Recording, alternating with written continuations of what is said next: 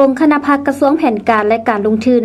ได้เปิดกองประชุมใหญ่ครั้งที่ 3 ขึ้นอย่างเป็นทางการในตอนเช้าของวันที่ 19 สิงหาคม 2015 นี้ที่ศูนย์ ICTC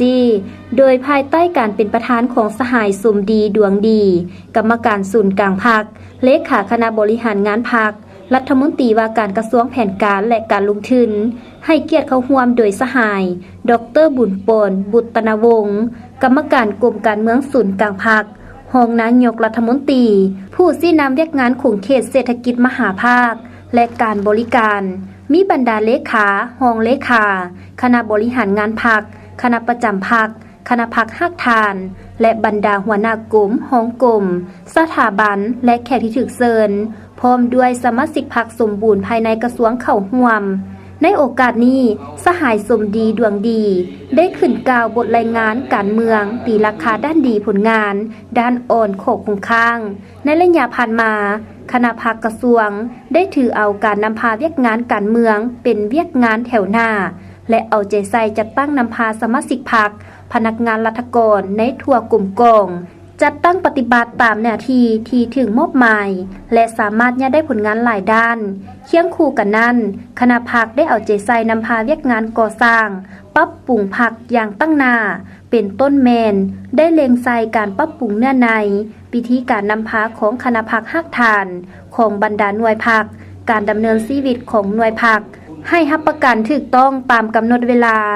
พร้อมทั้งปรับปรุงเนื้อในการดำเนินชีวิตให้นักแน่นรอบด้านเอาใจใส่สุกยู่การตำหนิสมตนเองติสมกันและถือเอาเวียกงานปรับปรุงฮักฐานพรรคติดพันกับขบวนการก่อสร้างหน่วยพรรคเข้มแข็งหู้นำพารอบด้านอย่างแน่นแฟ้น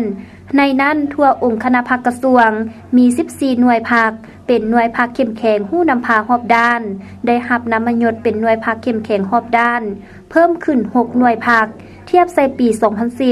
มีสมาชิกพรรคแข็งรอบด้าน7สหายหญิง1สหายสมาชิกพรรคแข็งรอบด้าน7สหายหญิง1สหายสมาชิกพรรคแข็ง220สหายหญิง78สหาย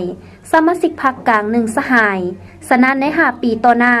การนำพาขององค์คณะพรรคกระทรวงจะสืบต่อเพิ่มทวีการปรับปรุงและก่อสร้างพรรคแต่ละขั้นของกระทรวงให้มีความปลอดใสนักแน่นเข้มแข็งและหู้นำพาอย่างรอบด้านบนพื้นฐานเพิ่มทวีการปรับปรุงและก่อสร้างพรรคใน4ด้านอย่างแข็งแรงและมีบัตรก้าวหันเปลี่ยนอย่างตั้งหน้านอกนั้นในกองประชุมยังได้ใช้สิทธิประชาธิปไตยเลือกตั้งเอาคณะบริหารงานพรรคสุดใหม่ที่ส่องแสงให้เห็นและรับประกันให้ได้ด้านคุณธาตุการเมืองคุณสมบัติศีลธรรมปฏิบัติและความสามารถปฏิบัติมติกองประชุมใหญ่ครั้งที่ 9ของพรรคก็คือมติกองประชุมใหญ่ขององค์คณะพรรคกระทรวงให้ปรากฏผลเป็นจริง